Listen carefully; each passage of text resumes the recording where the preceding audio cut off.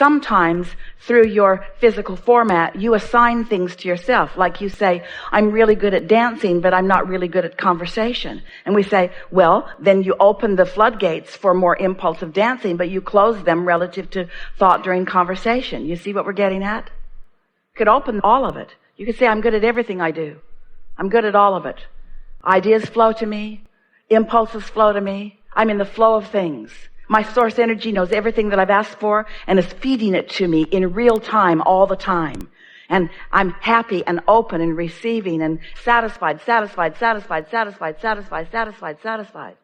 so much in the pipeline at various stages of evolution and various stages of readiness to explode into your awareness. And so, what is a true manifestation? Isn't a manifestation when something comes into your conscious reality?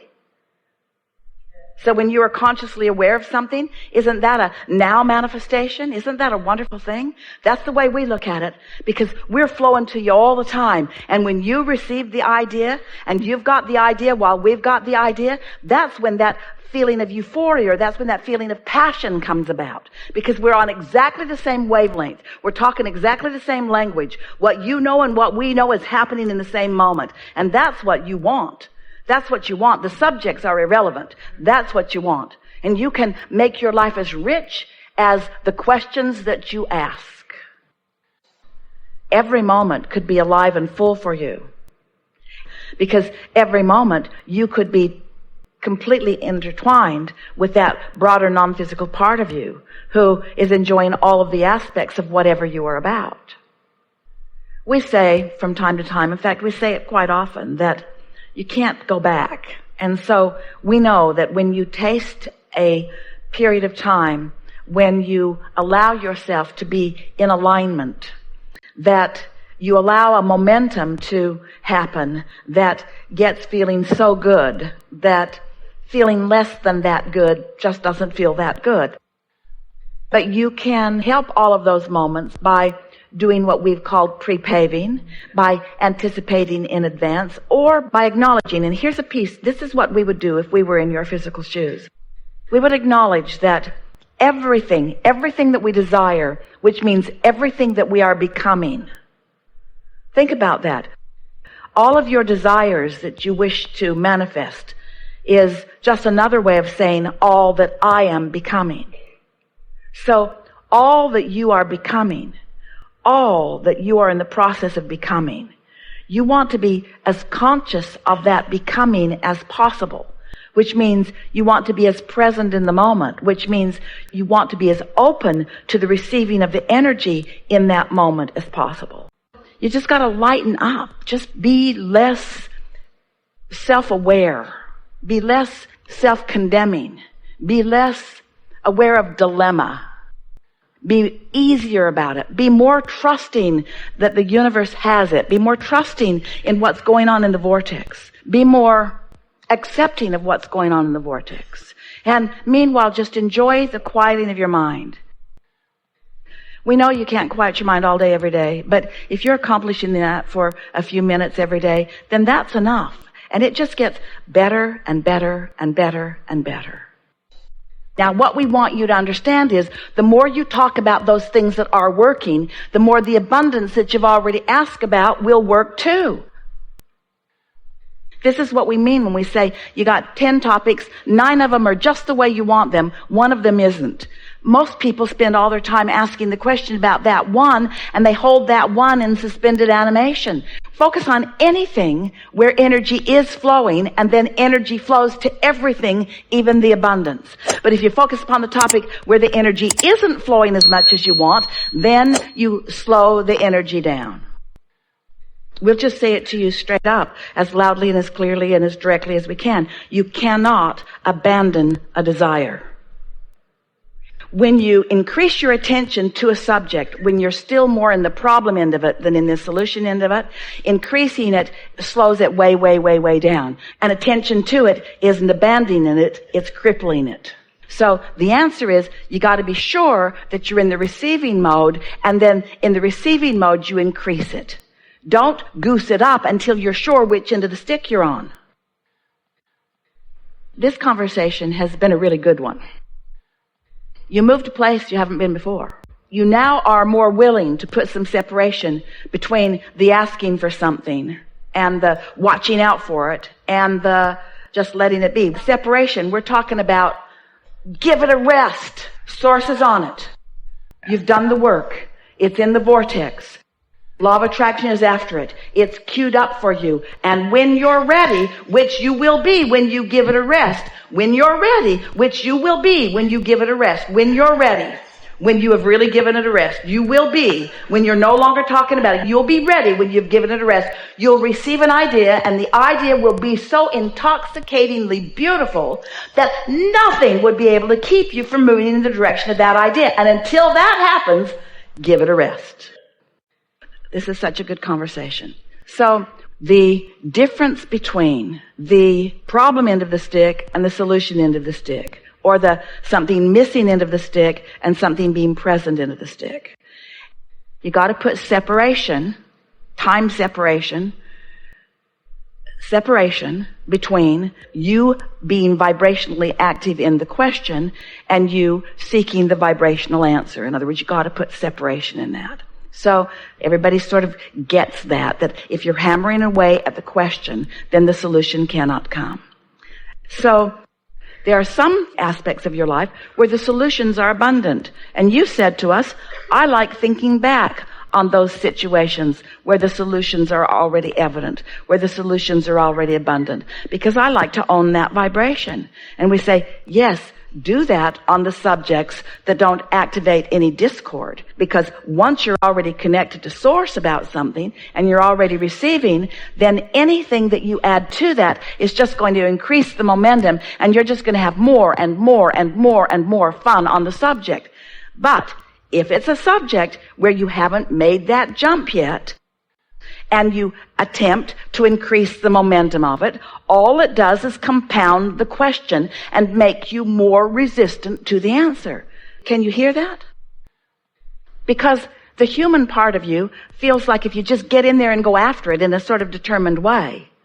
But this vibrational world is a different world than the action world. The action world is about sort of brute force, and the stronger you are and the bigger you are and the more there are of you, the more you can move stuff around. But in a vibrational world, it's not like that. In a vibrational world, it's subtle and fine-tuning. It's tuning. It's not going hard after things. It's tuning. What can be hard about this answer? Abraham, I have this thing that I've wanted for a while and it isn't coming. What should I do? Leave it alone. Well, I know I should leave it alone, but I've got this thing. I've wanted it for such a long time. What should I do? How can I make it come to me? Just leave it alone. Are you sure I should leave it alone? Because it feels like I should be hard after it. Well, you should leave it alone because your vortex has got hold of it and your inner being has got hold of it and it's working on your behalf. It's been moved to the universe's side of the placemat. It's been moved to the universe's side of the placemat. So now you can let go of it. And if you keep putting it on your side of the placemat, then you're going to keep doing a crappy job of it instead of letting the universe do a divine job of it. Just trying to get your attention. That's it. Trying too hard is a human tendency because you've been, bless your hearts, you've been working so hard with your action. You've been offering so much action to compensate for energy that you didn't quite get figured out, you see. And so just know that anything that feels like a struggle, leave it alone because you're getting nowhere with it. If you're struggling over it, you're making the struggle more. Leave it alone. If it feels like a struggle, it feels like a struggle for a reason. You're barking up the wrong tree. You're working on the wrong side of the placemat. You just got to let it go. You just got to let it go. You got to say things to yourself like, well, that's it for me on that for now. I'm not going to think about that because I'm not making any progress. I'm just going to let it go. I'm going to let the universe work on it. And I'm going to focus on the things that make me feel good and on the things that make me feel powerful. And I'm going to tune in as often as I can. And I do that often. And I'm just going to let the good times roll, and I'm just going to follow my bliss, and I'm just going to follow the feeling. And when I get an impulse about that, if I do, and I'm sure I will eventually, then I'll follow that impulse. And until then, I'm just going to follow the other impulses. So when an idea flows, seems like a good idea, yeah? Follow those ideas. When we were teasing with you in the beginning about how we wouldn't look back, you can if you want to, but we wouldn't look back. We don't look back because there is so much that is delicious to focus upon between where you are and where you're going. And so that's what has our undivided attention. And so anything prior to now is irrelevant, because in this now, there are only two things that matter. What you're asking for, which is what you're summoning, and what you're doing in relationship to it. The more head-on you hit things, then the more you dig into where you are. The lighter you are about a subject, then the more you're called in the direction of what you want. And so the more time you spend, or the more intent you have for doing what we call pre-paving, which is anticipating energy flowing in advance. Begin again. In any moment in time, what most humans are focused upon are the manifestations that have already happened. In other words, once you can see it and hear it and smell it and taste it and touch it, it's manifested.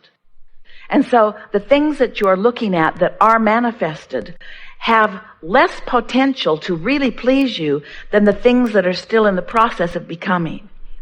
So as you've been enjoying, you've been feeling all light and bright and exhilarated, it's because you are in an arena where things are becoming. We are together taking thought where it has not been before. And so this is that new place where new thoughts are coming into the foreground, where you can focus your consciousness on them and feel the satisfaction of what your inner being knows and what you know being met together. There is so much that is potential to be discovered, and your inner being is queued up and ready for the discovery of it. And when you are queued up and ready for the discovery of it, and the discovery happens, in that moment you feel that elation or that euphoria or that new motion forward. Well, technically, every moment of your life can be like that, because your inner being knows what's in your vortex and already understands. Your inner being has been able to do much more segment intending about the things that are coming. So the more you are, maybe just in general terms, positively anticipating the next moment and the next moment, then the less mundane and the more really satisfying your moments will be. Something that helps is to acknowledge how satisfied you feel. When you say it's mundane, that sounds like dissatisfaction. When you acknowledge that you are satisfied, that takes that vibration that is about mundane away, and it leaves you open for new discovery. There is so much newness in the thought. Humans just want the newness to be about the manifestations, but there is so much newness along the way that is so satisfying in nature. And then the manifestation, of course, is satisfying too. But it's not the only game in town. There are many along the way. Is that helpful? There's so much satisfaction along the way that just keeps your juices going and keeps you realizing that you are the creator of important things. So often you want an experience in order to promote feeling good, when what we want is for you to understand that those good feeling experiences are evidence that you already do feel good. You feel the difference? I need to do this so that I can feel good, or I do feel good, and then this happens, and this happens, and this happens, and this happens. It's really an important thing to get clear in your mind. It's a good thing when you're in joyful moments to acknowledge that you are, and focus upon them, and practice the vibration of them, practice the feeling of them. It's what we call milking it for more. It's like accomplishing a more substantial vibration of it. And there certainly isn't anything wrong with revisiting that to reinforce that substantial vibration of well-being. Anything that causes you to reinforce your awareness of wonderful things is always to your advantage. You've got it. You've got it. There is great love here for you.